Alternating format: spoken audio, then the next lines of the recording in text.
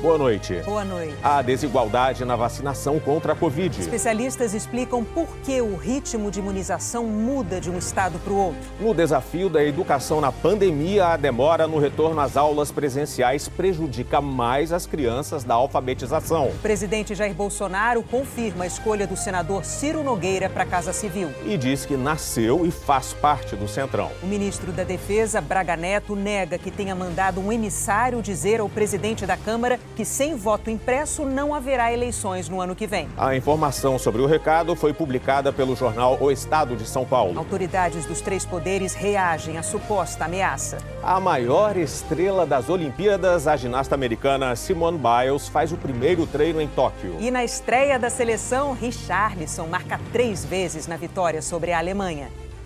O Jornal Nacional está começando.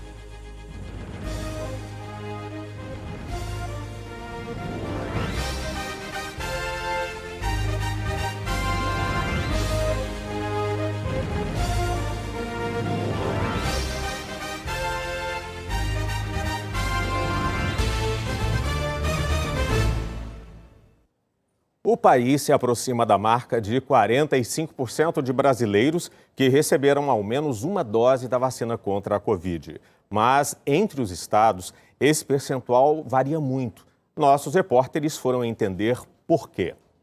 Os aeroportos paulistas são porta de entrada para vacinas e insumos que chegam do exterior e abastecem os postos de saúde do Brasil inteiro. Os terminais têm a melhor infraestrutura do país para receberem cargas. E em Guarulhos fica o centro logístico do Ministério da Saúde. Detalhes que facilitam o trabalho de distribuição e também ajudam a explicar por que São Paulo é o estado que mais vacinou a população com a primeira dose. São Paulo tem uma melhor infraestrutura assistencial. E com uma boa coordenação do governo do estado com os municípios, é possível fazer com que se alcance melhores coberturas vacinais. Entre os 5 primeiros da lista de estados que mais completaram a imunização, 4 ficam nas regiões Sul e Sudeste. A exceção é o Mato Grosso do Sul, que lidera a vacinação em segunda dose ou dose única. O infectologista Júlio Croda, professor da Universidade Federal de Mato Grosso do Sul, diz que o bom desempenho do estado se deve a 3 fatores.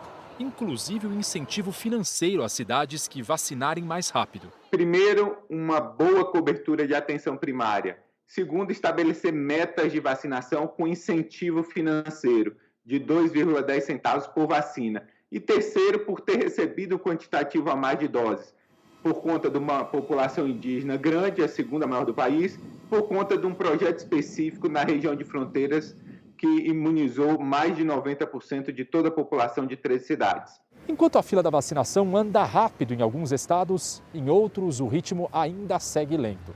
Especialistas dizem que esse descompasso tem a ver com gargalos e dificuldades locais, que atingem principalmente os estados da região norte. Roraima, Rondônia e Amapá são os estados que têm os menores percentuais de imunização completa. O vice-presidente do Conselho Nacional de Secretários de Saúde para a região norte diz que os estados que vacinaram menos têm uma população mais jovem, diferente do público-alvo do começo da vacinação, que eram idosos e profissionais de saúde. Um outro fator que também tem influenciado é justamente a questão relacionada à dificuldade logística. Nós temos municípios, por exemplo, no Amapá, que tem mais de 140 comunidades ribeirinhas, e temos municípios que comunidades estão distantes a mais de 100 quilômetros das sedes dos municípios.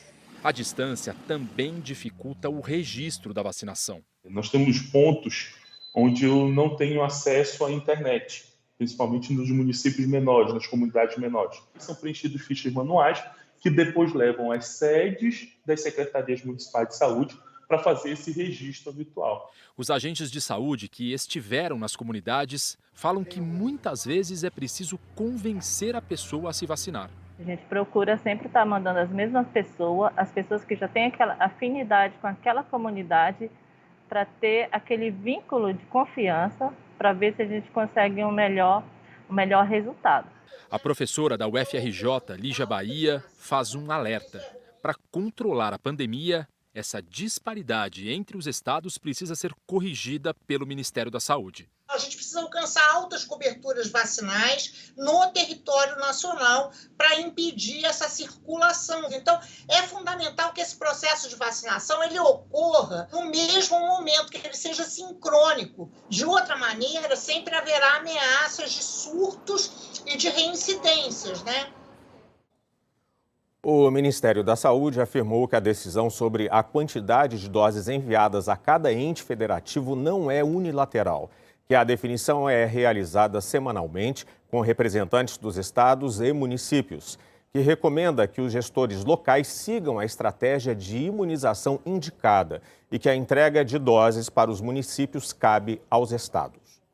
4 milhões de brasileiros estão com a segunda dose atrasada. De um lado da linha, a enfermeira do posto de saúde. Do outro, o Mauro. Que dia que você tinha que tomar a segunda dose, querido? No dia 15. E por que você não tomou a segunda dose, Mauro? É porque ela deu uma reação e eu faltei no serviço no dia, né? O convite foi feito. Tô indo na tua casa agora. Pode ser, então. Dá licença, viu? E foi assim que mais um brasileiro completou a vacinação. O imunologista da USP esclarece que não há motivos para não tomar a segunda dose. A primeira dose geralmente tem uma reação um pouco mais intensa do que a segunda dose. Ou seja, não vamos procurar desculpas para não ir. Vamos buscar motivos para nos vacinarmos com as duas doses. Então, se nós quisermos controlar mesmo essa pandemia, inclusive prevenindo contra essa nova variante, a gente precisa das duas doses e o mais rápido possível. Mas nem sempre a razão de não retornar para terminar a imunização depende das pessoas. Nesse posto, na Zona Sul de São Paulo, quem precisava tomar a segunda dose hoje ficava na mesma fila dos mais jovens que vieram para a primeira. É ruim que você perde tempo, né? Depois de enfrentar fila, a Dona Maria não conseguiu tomar a segunda dose. Teve que ir atrás de outro posto e passar por outra fila. Eu deixando meu marido em casa, acamado, sozinho, que não tem nem com quem deixar ele, ainda fizeram isso comigo. A Edna tentou completar a imunização ontem em 2 postos e nada. Hoje cedo tentou de novo, só no fim do dia conseguiu a segunda dose. Eu acho um desconforto e uma falta de respeito, né? Diferentemente de alguns postos de São Paulo, outras cidades separam a fila para a primeira e segunda dose. É o caso de Maceió e Manaus. Em São Luís, só existe vacinação da segunda dose. A prefeitura já chamou todas as pessoas a partir de 18 anos, com ou sem comorbidade, para serem vacinadas. Amanhã, a vacina aqui na capital paulista chega a quem tem 30 anos. Especialistas reforçam que o país não avança na cobertura vacinal só porque uma nova faixa etária foi convocada. É preciso garantir que os grupos que foram chamados antes sejam completamente imunizados. Mas a segunda dose, tão esperada por quem toma a primeira, continua sem chegar a uma parte da população. Em todo o país, são 4 milhões de brasileiros com a segunda dose atrasada, mais de 500 mil só no estado de São Paulo. A Regina, que já sofreu perdas para a Covid, voltou para a segunda dose para espantar de vez o vírus. Eu já perdi gente querida da minha família, um primo muito chegado e amigos, né, amiga. Então, é isso, a gente fica aliviado, bastante aliviado. A Prefeitura de São Paulo disse que, caso haja falta pontual de segunda dose, o cidadão recebe as informações necessárias para o retorno e que, devido ao espaço físico, nem todas as unidades conseguem separar as filas. Em Belo Horizonte, a partir de hoje, quem não aparecer para tomar a segunda dose em até uma semana da data marcada vai para o fim da fila e só vai ser vacinado depois do público de 18 anos. A medida não vale para quem apresentar uma justificativa, como estar internado com alguma doença, por exemplo. A Itália anunciou hoje que vai começar a exigir um comprovante de saúde para quem quiser acessar centros esportivos, museus, cinemas e áreas internas de restaurantes.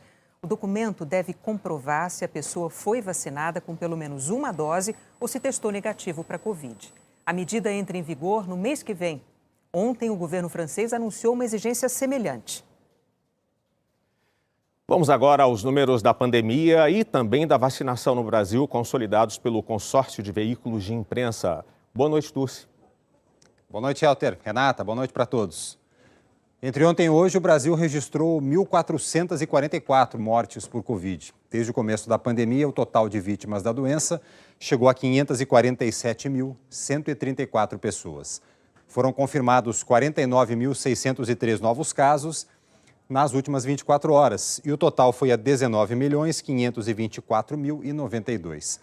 Em média, são 37.479 novos casos confirmados por dia, 21% a menos do que há 2 semanas. A média de mortes está em 1.155 por dia, redução de 17% em comparação com 2 semanas atrás. É o 26º dia seguido de queda na média móvel de mortes. Agora o mapa dos estados. Em vermelho, Amazonas e Goiás têm alta na média de mortes. 9 estados e o Distrito Federal aparecem em amarelo, estabilidade. Em azul, com queda na média de mortes, são 15 estados. Rondônia e Amapá tiveram as maiores reduções. Agora vamos aos números da vacinação. 1.136.590 pessoas receberam a primeira dose nas últimas 24 horas e 913.539 a segunda dose ou a vacina em dose única. O total do dia passou de 2 milhões de doses. Ficou em 2.050.129. Até agora, 93.225.911 pessoas receberam a primeira dose no país, o que representa 44,03% da população. E 36.533.170 pessoas estão completamente imunizadas com as 2 doses ou a dose única. São hoje 17,25% dos brasileiros. E agora o mapa da imunização completa em verde escuro. Os 5 estados que estão mais avançados são Mato Grosso do Sul, é o primeiro a atingir 30% da população completamente imunizada, está com 30,39%. Aí em seguida, Rio Grande do Sul, São Paulo, Espírito Santo e hoje, em quinto, o Ceará. Outras informações em g1.com.br/coronavírus. Renata, Helter. Obrigada, Turci. As escolas municipais do Recife voltaram a ter aulas presenciais depois de 1 ano e 4 meses. Uma iniciativa que já acontece na rede estadual sem gerar aumento de casos de Covid. A faixa na porta de entrada dá as boas-vindas a quem passou tanto tempo longe. Os colégios passaram por adaptação. Pias pelo corredor, álcool em gel, marcação para manter o distanciamento e menos carteiras em sala. Vai ser muito melhor, porque vai ser mais fácil, mesmo que seja um dia sim, um dia não, um online presencial, sendo que vai ser melhor, que a gente vai interagir mais e vai ser melhor para passar, a pessoa consegue entender mais a tarefa. O retorno à escola vai ser de forma gradativa.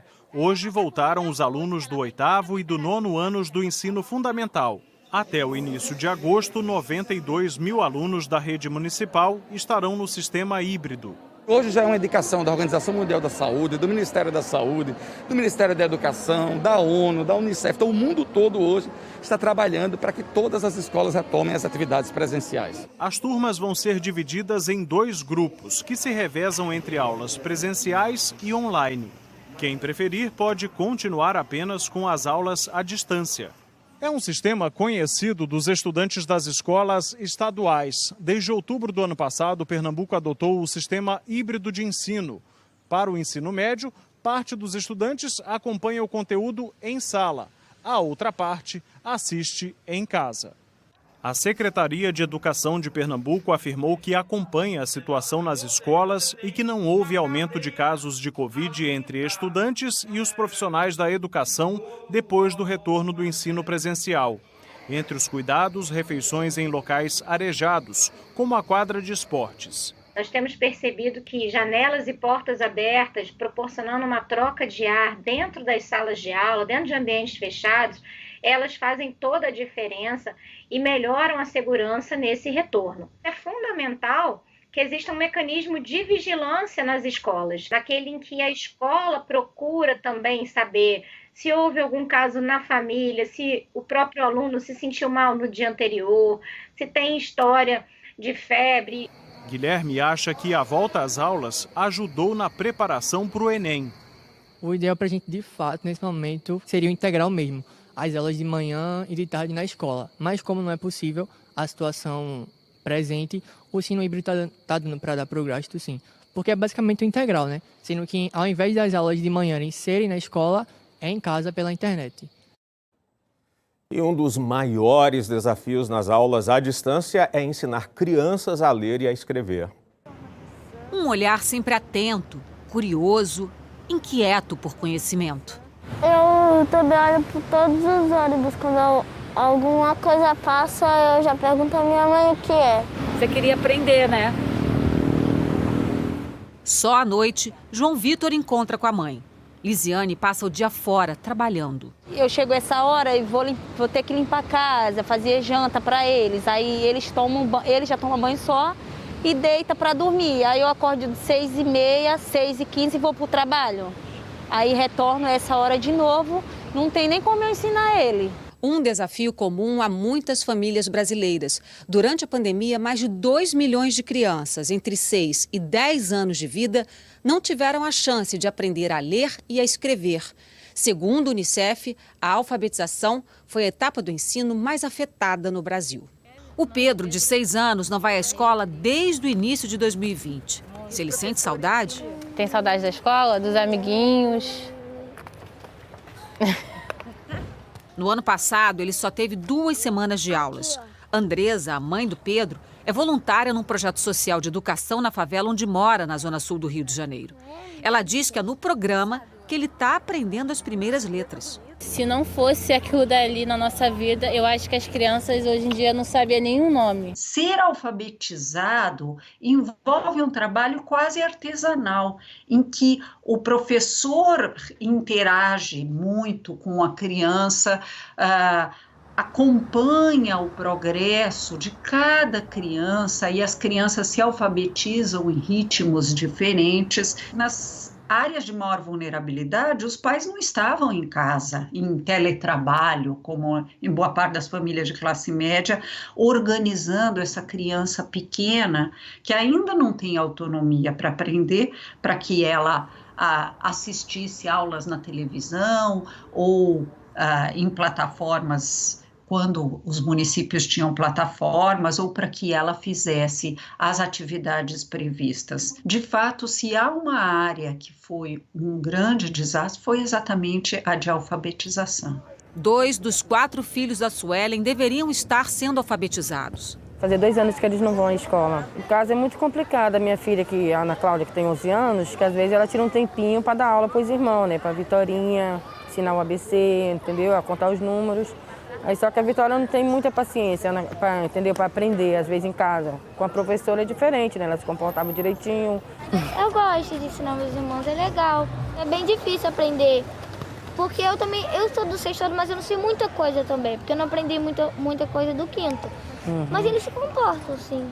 Uma pesquisa feita durante a pandemia com pais, mães e responsáveis mostrou que metade dos alunos em processo de alfabetização ficou no mesmo estágio ou desaprendeu o que sabia.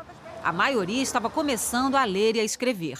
A diretora executiva da Fundação Maria Cecília Souto Vidigal, que atua no desenvolvimento na primeira infância, reforça que o ensino presencial é ainda mais importante nessa fase. O desenvolvimento infantil, ele acontece na sua máxima potência nessa fase da vida.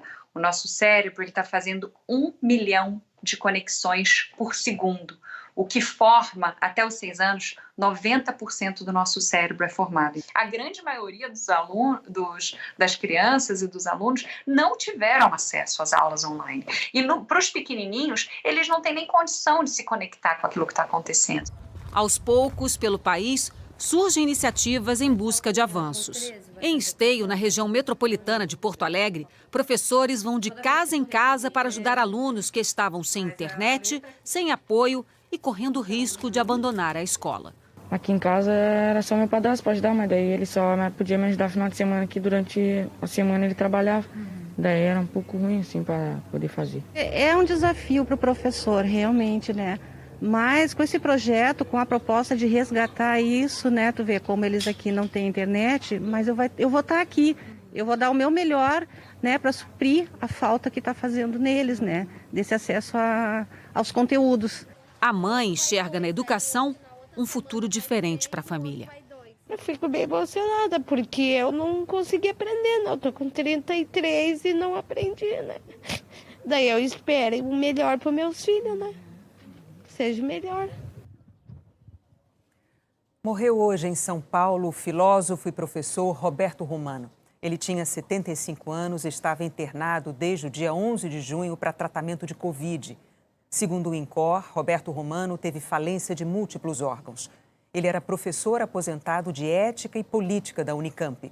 A universidade divulgou uma nota dizendo que o Brasil perdeu a lucidez de um dos nomes mais importantes das ciências humanas no país. A seguir, a Polícia Militar de Goiás afasta um PM depois da agressão a um advogado. O governo lança um equipamento para acelerar os alertas de desmatamento na Amazônia.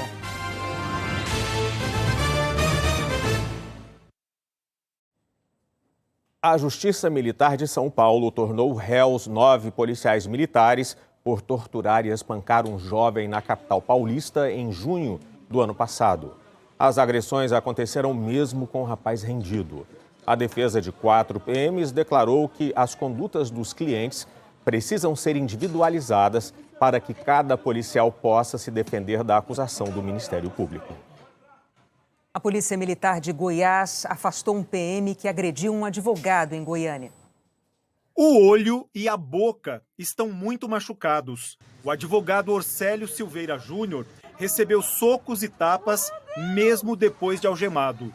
Ele ainda teve o pescoço sufocado pelas pernas de um policial. Eu tive medo sim de morrer, principalmente por parte do tenente, né, que ele estava muito alterado.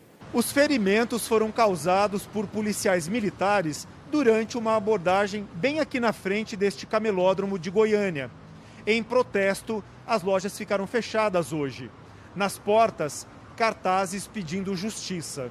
As imagens gravadas ontem mostram o advogado no chão, cercado pelos PMs. Um deles comete as agressões. Oh, meu Deus! Na frente do pai do advogado. Dona Neuza, de 70 anos, também pediu para os policiais pararem. O medo era que Orcélio fosse morto por sufocamento. Pedi para ele não fazer aquilo não, porque estava enforcando ele. Eu senti que foi muita violência, entendeu? Não precisava daquilo tudo não. A confusão teria começado depois que o advogado questionou os policiais que faziam abordagens na frente do camelódromo. No boletim de ocorrência, a PM disse que ele desacatou a equipe, reagiu à prisão e agrediu um dos policiais. A Ordem dos Advogados do Brasil repudiou a violência da PM. Quando o advogado é tratado dessa forma, significa que a polícia também está acostumada a tratar o cidadão de forma violenta. Por isso, nós estamos cobrando publicamente do governo de Goiás que tome as medidas disciplinares cabíveis para preservar a disciplina da sua polícia militar.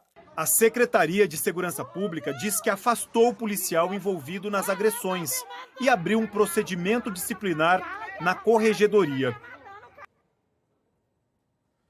O governo lançou hoje um equipamento para tornar os alertas de desmatamento na Amazônia mais rápidos e precisos. A nova antena vai receber imagens de quase toda a Amazônia Legal, mais centro-oeste, sul, nordeste e da costa brasileira, e vai permitir que a detecção de crimes ambientais nessas áreas chegue em poucos minutos aos órgãos de fiscalização. O foco principal das ações é a Amazônia e o objetivo é impedir queimadas, desmatamento, garimpo ilegal. Hoje, nem sempre a informação e a localização exata chegam logo que esses crimes começam. O satélite vem, coleta a imagem do terreno, o fornecedor precisa fazer a descarga daquilo que o satélite coletou nas antenas deles próprias, que às vezes estão em outros países, na Europa, fazer um processamento dessas imagens para poder entregar para o consumidor, que no caso seria o Sensipan.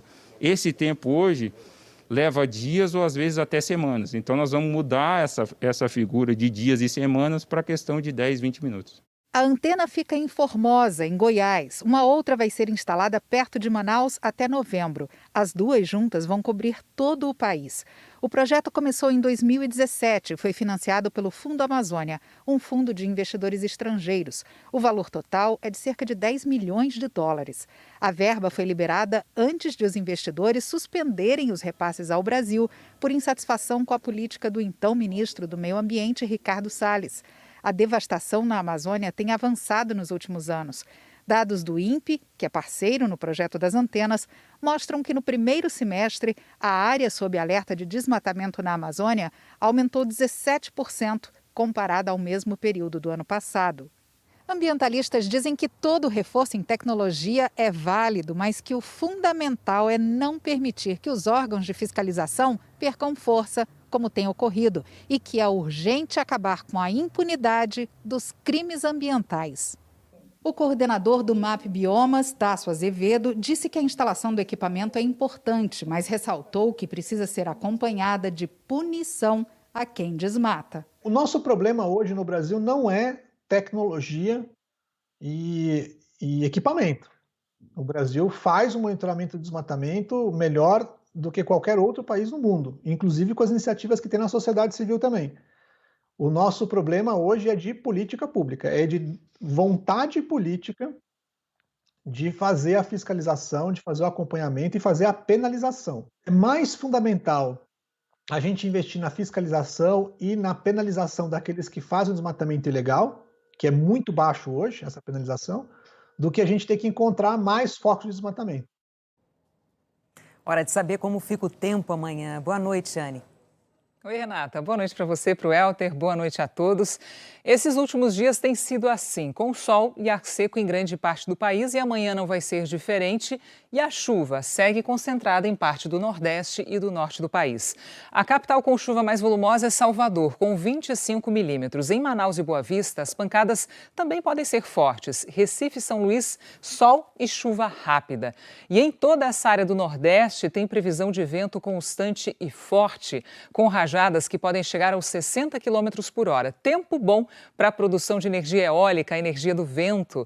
Cuiabá, Porto Alegre e Rio de Janeiro terão uma sexta-feira com uma grande amplitude térmica, que é essa diferença entre a temperatura do comecinho da manhã até o meio da tarde. Cuiabá, 21 graus de diferença. No Rio de Janeiro, mínima de 13 e máxima de 27. E em Porto Alegre, mínima de 9 e máxima de 25 graus. Em Belém e Porto Velho, a máxima já chega aos 33 graus. Em Campo Grande, 32. Brasília, 25. Mesma temperatura de Vitória. Em Maceió, 28. Curitiba e também Florianópolis, máxima de 22. Julho é o segundo mês mais seco do ano aqui em São Paulo e a média de chuva para o mês inteirinho não chega aos 50 milímetros. E até agora, nesses 22 dias do mês, só choveu 3 milímetros e não tem sinal de chuva pela frente. Amanhã a máxima chega aos 24 graus com umidade bem baixa. E nos próximos 15 dias, os maiores volumes de chuva seguem no norte do Brasil. E lá para o finalzinho do mês de julho, uma chuvinha já começa a aparecer em parte do sudeste e também do sul. São gotas de esperança, né, Renata, Elter? É isso, obrigada. Até amanhã, Anne. Tchau, Anne. A seguir, o presidente Jair Bolsonaro confirma a mudança no ministério. O ministro da Defesa, Braga Neto, nega ter mandado recado ao presidente da Câmara condicionando as eleições do ano que vem ao voto impresso.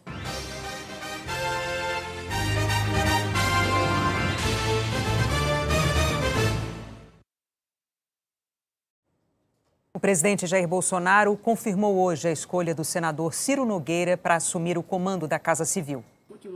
O presidente Jair Bolsonaro disse que o convite para o senador Ciro Nogueira, presidente do Progressistas, um dos principais partidos do Centrão, assumir a Casa Civil, foi aceito e que a posse será acertada em uma reunião na próxima segunda-feira. A afirmação foi feita em uma entrevista à Rádio B de Curitiba. É uma pessoa que eu conheço há muito tempo. Ele chegou em 95 na Câmara, eu cheguei em 91. E eu fui mais da metade do meu tempo, de 28 anos de parlamentar, eu fui do Partido Progressista, que é o partido que está o Ciro Nogueira. Então não vamos ter problema nenhum no tocante a bem conduzirmos, né, as questões afetas à Casa Civil. E a Casa Civil é o ministério mais importante nosso. A aproximação do atual governo com o Centrão começou no ano passado. Hoje, o presidente disse que sempre fez parte desse bloco informal na Câmara dos Deputados. Eu sou do Centrão. Eu fui do PP metade do meu tempo. Fui do PTB, fui do então PFL. No passado, integrei siglas que foram extintas, como PRB, PPB. O PP lá atrás foi extinto, depois ele nasceu novamente da fusão do PDS com o PPB, se eu não me engano. Tanto sigla aqui. Agora, nós temos 513 parlamentares. O tal Centrão, que eu chamo de pejorativamente disso, são alguns partidos que lá atrás se uniram na campanha do Alckmin e ficou então rotulado o Centrão como algo pejorativo, algo danoso à nação. Não tem nada a ver, eu nasci de lá. Na verdade, o Centrão não nasceu com Alckmin. É um agrupamento de partidos que existe desde 1987, com diferentes formações, e que deu sustentação ao governo na maior parte dos mandatos presidenciais. Na campanha de 2018, Bolsonaro criticou duramente a atuação do grupo ao longo da história. Interlocutores próximos ao governo dizem que a ida de Ciro Nogueira para a Casa Civil faz parte de um reposicionamento do presidente Bolsonaro, que o presidente conta com a experiência política dele para tentar ampliar a aproximação com o Congresso, em um momento em que também estará sendo concluído o relatório final da CPI da Covid. A escolha do senador vai provocar outras mudanças. O presidente Bolsonaro também confirmou hoje que o atual ministro da Casa Civil, Luiz Eduardo Ramos, amigo pessoal dele, vai para a Secretaria-Geral da Presidência. Quem ocupa hoje esse cargo é o deputado federal Onyx Lorenzoni, do Democratas. Lorenzoni deve assumir o Ministério do Trabalho, que será recriado. Hoje, Previdência e Trabalho estão a cargo de uma secretaria especial no Ministério da Economia. O ministro Paulo Guedes disse que as mudanças fazem parte de um movimento natural na política. É natural que o presidente queira reforçar a sustentação parlamentar, particularmente no Senado. Houve um convite para o senador Ciro Nogueira, que tem sido um grande apoiador das nossas reformas, tem nos ajudado muito no Senado. E é um profissional de política. Então, ele estaria entrando na Casa Civil, que sempre foi, tradicionalmente, um cargo ocupado por políticos. Autoridades dos 3 poderes reagiram hoje a uma reportagem do jornal O Estado de São Paulo sobre um recado que o ministro da Defesa, Braga Neto, teria enviado ao presidente da Câmara, Arthur Lira. O jornal afirma que o recado foi que, sem voto impresso, não haveria eleições em 2022. O ministro nega. A reportagem afirma que o ministro da Defesa condicionou a eleição do ano que vem ao voto impresso. O jornal Estado de São Paulo relata que no dia 8 de julho, o presidente da Câmara, Arthur Lira, do Progressistas, recebeu um duro recado do ministro da Defesa, Walter Braga Neto, por meio de um importante interlocutor político. O general pediu para comunicar a quem interessasse que não haveria eleições em 2022 se não houvesse voto impresso. No mesmo dia em que a conversa teria ocorrido, o presidente Jair Bolsonaro afirmou a apoiadores no Palácio da Alvorada que ou haverá voto impresso em 2022 ou não haverá eleição. De acordo com o jornal, ao receber o recado a portas fechadas, Lira disse a um seleto grupo que via aquele momento com muita preocupação porque a situação era gravíssima. A reportagem diz que Lira considerou o recado dado por Braga Neto como uma ameaça de golpe e procurou Bolsonaro. Teve uma longa conversa com ele no Palácio da Alvorada, em que disse a Bolsonaro que não contasse com ele para qualquer ato de ruptura institucional e que não admitiria golpe. Assim que chegou ao Ministério da Defesa pela manhã, Braga Neto foi questionado sobre o assunto. Ministro, bom dia, tudo bem? Explica essa matéria do Estadão. O ministro participou minutos depois de um evento no Ministério com a presença do presidente Jair Bolsonaro e voltou a negar que tenha feito ameaça. Hoje foi publicada uma reportagem na imprensa que atribui a mim mensagens tentando criar uma narrativa sobre ameaças feitas por interlocutores a presidente de outro poder. O ministro da Defesa não se comunica com os presidentes dos poderes por meio de interlocutores. Trata-se de mais uma desinformação que gera instabilidade entre os poderes da República em um momento que exige a união nacional. O Ministério da Defesa reitera que as Forças Armadas atuam sempre e sempre atuarão dentro dos limites previstos da Constituição. A Marinha do Brasil, o Exército Brasileiro e a Força Aérea Brasileira são instituições nacionais, regulares e permanentes, comprometidas com a sociedade, com a estabilidade institucional do país e com a manutenção da democracia e da liberdade do povo brasileiro. Acredito que todo cidadão deseja maior transparência e legitimidade no processo de escolha de seus representantes no Executivo e no Legislativo em todas as instâncias. A discussão sobre o voto eletrônico auditável, por meio de comprovante impresso, é legítima, defendida pelo governo federal e está sendo analisada pelo Parlamento brasileiro, a quem compete decidir sobre o tema. A reportagem gerou forte reação em Brasília. Autoridades dos três poderes se manifestaram. O presidente da Câmara disse aos repórteres Valdo Cruz e Ana Flor, da Globo News, que a reportagem era mentira. Mas depois, em uma rede social, Arthur Lira afirmou apenas: a despeito do que sai ou não na imprensa, o fato é, o brasileiro quer vacina, quer trabalho e vai julgar seus representantes em outubro do ano que vem através do voto popular, secreto e soberano. As últimas decisões do governo foram pelo reconhecimento da política e da articulação como único meio de fazer o país avançar. O ministro do Supremo Tribunal Federal, Luiz Roberto Barroso, que é presidente do Tribunal Superior Eleitoral, disse nas redes sociais que conversou com o ministro da Defesa e com o presidente da Câmara e ambos desmentiram enfaticamente qualquer episódio de ameaça às eleições. Barroso afirmou: temos uma Constituição em vigor, instituições funcionando, imprensa livre e sociedade consciente e mobilizada em favor da democracia. Também numa rede social, o presidente do Senado, Rodrigo Pacheco, do Democratas, escreveu que decisões sobre o sistema político eleitoral, formas de financiamento de campanhas, voto eletrônico ou impresso, entre outros temas, cabem ao Congresso Nacional a partir do debate próprio do processo legislativo e com respeito às divergências e à vontade da maioria. Seja qual for o modelo, a realização de eleições periódicas, inclusive em 2022, não está em discussão. Isso é inegociável. Elas irão acontecer, pois são a expressão mais pura da soberania do povo. Sem elas, não há democracia e o país não admite retrocessos. No início da tarde, o vice-presidente Hamilton Mourão disse que o Brasil terá eleições, mesmo sem voto impresso. Mesmo que não passe o voto impresso para essa eleição, por exemplo? É, lógico, isso aí.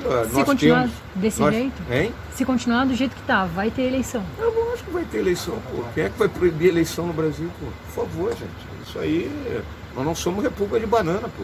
Em uma rede social, o diretor de jornalismo do Grupo Estado reafirmou o conteúdo publicado pelo jornal. Disse que, diante das diversas reações, considera importante reafirmar na íntegra o teor da reportagem publicada hoje no Estadão sobre os diálogos do ministro da Defesa e que o compromisso inabalável do Estadão segue sendo a qualidade jornalística e o respeito ao Estado de Direito. A deputada Joyce Hasselmann, do PSL, acionou a Polícia Legislativa da Câmara para investigar um incidente do último fim de semana. A deputada disse que acordou com marcas de sangue no chão de casa, com um dente quebrado e um corte no queixo, e que ligou para o marido, que é médico, e dormia em outro quarto, e a socorreu. Um hospital de Brasília constatou 5 fraturas no rosto e na costela. Joyce Hasselmann disse à TV Globo que não se lembra do que aconteceu, mas que, diante da extensão dos ferimentos, acionou a polícia para investigar se foi agredida. A polícia já pediu imagens das câmeras de segurança e deve ouvir a deputada e testemunhas. Na reportagem sobre a reforma ministerial, nós dissemos que o presidente Jair Bolsonaro deu declarações à Rádio B de Curitiba, mas o correto é Rádio Banda B. A seguir, nossas equipes mostram os preparativos para a cerimônia de abertura das Olimpíadas de Tóquio. Na estreia da seleção, Richarlison marca 3 vezes na vitória sobre a Alemanha.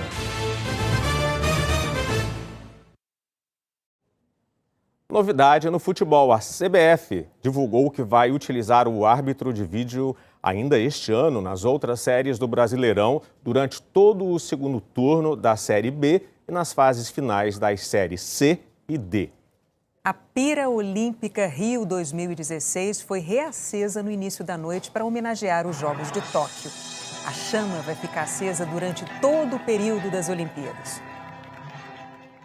Em Tóquio, a maior estrela das Olimpíadas deste ano, a ginasta americana Simone Biles, já começou a encantar a todos nos treinos.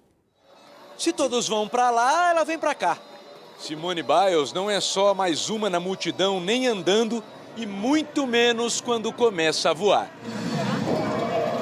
Parece incrível, mas isso é só um treino. 5 anos atrás, no Rio, a ginasta dos Estados Unidos ganhou 4 medalhas de ouro, mas ainda dividia as atenções com Michael Phelps e Usain Bolt. Tão imbatível quanto eles e mais sorridente do que os dois juntos, Simone Biles consegue brilhar sozinha. Ela chegou a Tóquio como grande favorita para pelo menos 5 das 6 medalhas de ouro disputadas na ginástica. Nesse ensaio geral, confirmou tudo isso, como se a trave tivesse quilômetros de largura. Como se fosse normal a vida suspensa no ar. A brasileira Rebeca Andrade admira tanto Simone Biles que quer ficar pertinho dela no pódio. 22 anos, 3 cirurgias no joelho. Não é agora que ela vai parar de correr, nem de sonhar. Velocidade, força e elasticidade são as principais características desse esporte. Mas aqui, simpatia também conta.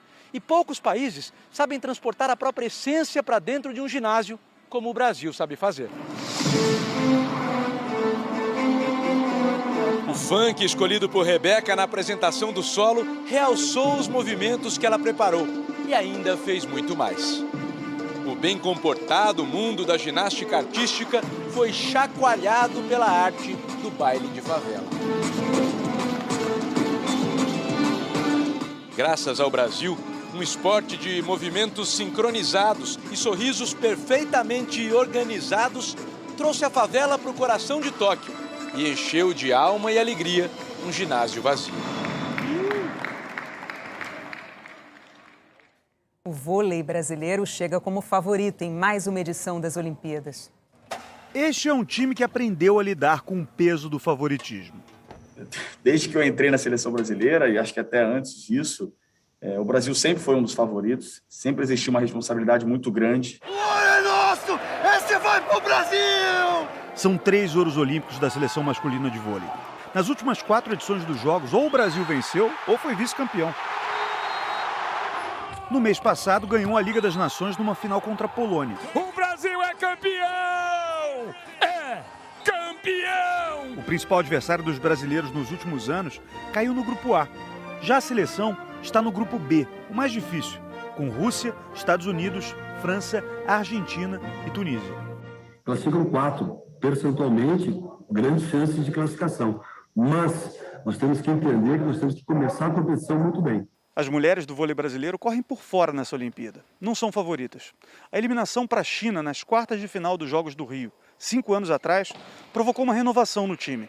A maior num ciclo olímpico desde o ano 2000, com 8 estreantes. Eu acho que é importante a gente ter essa renovação, assim, ter essa oportunidade de novas jogadoras estarem surgindo. Herdeiras da geração de ouro nos Jogos Olímpicos de Pequim e Londres, que ainda tem 3 jogadoras nesse time. Bicampeão olímpico no vôlei feminino! A seleção feminina vem de um vice-campeonato na Liga das Nações, com derrota para os Estados Unidos. Menos mal que o Brasil caiu no grupo A das Olimpíadas, sem as americanas e as chinesas.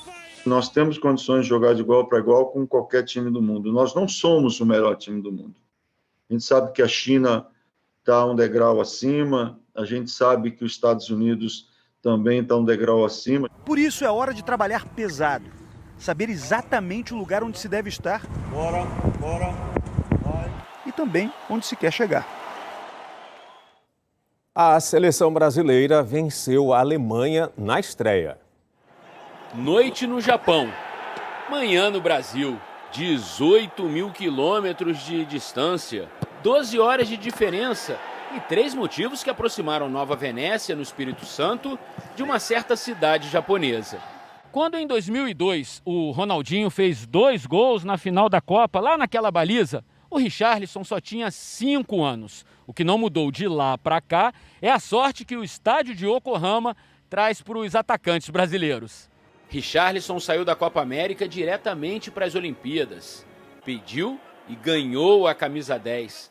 E precisou de meia hora para deixar a família feliz do outro lado do mundo. Aos 6 minutos, o primeiro gol veio depois do passe do Antony e do rebote do goleiro. Em cima do goleiro, a chance, de novo, gol! Aos 21, o segundo, de cabeça, aproveitando o cruzamento de Arana. O terceiro e mais bonito saiu nesse chute colocado aos 29 do primeiro tempo. Pela primeira vez na carreira, ele marcou 3 gols no mesmo jogo. É dele!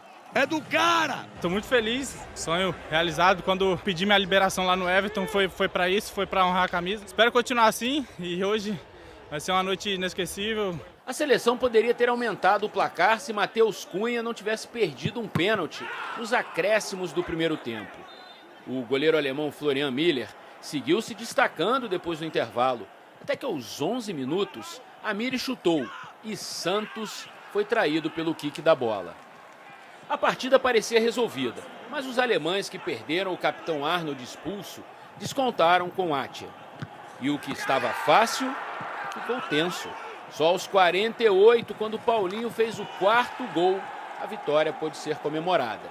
Nas vitórias também aprendemos lições, porque não podemos facilitar. Os rivais também jogam, os rivais também têm jogadores importantes e o jogo pode complicar em algumas bobeiras. Domingo, a seleção masculina volta a jogar em Yokohama contra a Costa do Marfim. Mesma cidade, mesmo estádio, tomara que com o final de sempre. Já é sexta-feira no Japão, dia da abertura oficial dos Jogos de Tóquio. E a Carol Barcelos está em frente ao Estádio Olímpico, palco da cerimônia. Vamos conversar com ela. Bom dia para você em Tóquio, Carol.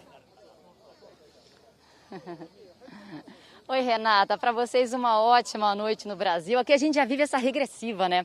E em frente ao Estádio Olímpico aumentou muito a movimentação. Muita gente querendo tirar foto com os anéis olímpicos. É uma forma de participar desse momento, já que lá dentro não haverá presença de público.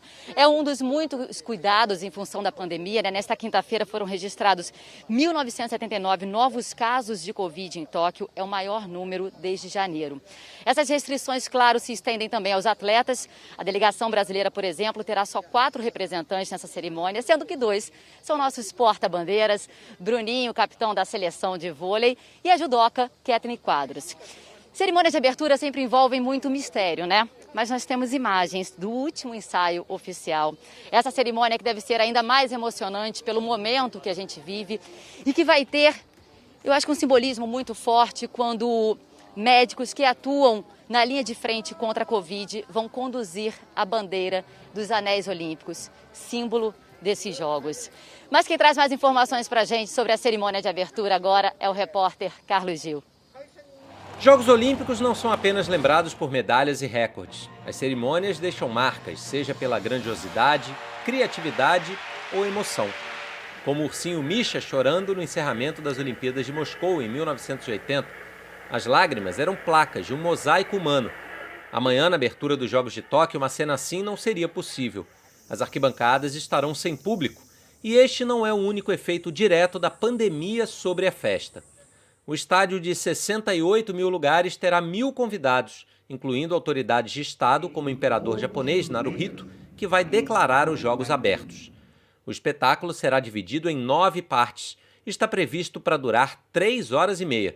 Mas com elenco reduzido de figurantes e atletas. Cerca de 950 dos mais de 11 mil participantes vão desfilar. A maioria dos países vai usar um homem e uma mulher como condutores da bandeira em defesa da igualdade de gênero. A Parada das Nações, por ordem alfabética japonesa, terá ainda curiosidades, como o Brasil desfilando depois do Uruguai. Como de costume, a equipe da Grécia será a primeira a entrar. A do anfitrião Japão, a última. Entre tantas surpresas reservadas para essa cerimônia de abertura, uma delas fica aqui, ó, bem distante do Estádio Olímpico, na Yumenobashi, a Ponte dos Sonhos. Depois de aceso na cerimônia, o fogo olímpico ficará numa outra pira, em local público, já que o acesso ao estádio não será permitido aos torcedores. Mas nem tudo é festa na preparação da festa. Nessa quinta-feira, o diretor artístico da cerimônia foi afastado. Ex-comediante Kentaro Kobayashi fez em 1998 uma piada com o Holocausto dos judeus na Segunda Guerra Mundial em uma apresentação. O vídeo voltou a circular em redes sociais e ele foi demitido. Kobayashi foi o terceiro profissional envolvido na cerimônia afastado por comentários ofensivos e preconceituosos. Numa edição olímpica que já é histórica por tudo que a envolve, o Japão quer deixar uma primeira impressão que seja a melhor possível, para que os Jogos sejam lembrados pelos valores que propõem: união, esperança e respeito. E a Globo transmite a cerimônia de abertura dos Jogos Olímpicos de Tóquio amanhã, a partir das 7h45 da manhã, horário de Brasília. E hoje ainda tem a final do Mestre do Sabor. Depois, The Good Doctor e o Jornal da Globo. Boa noite. Boa noite e até amanhã.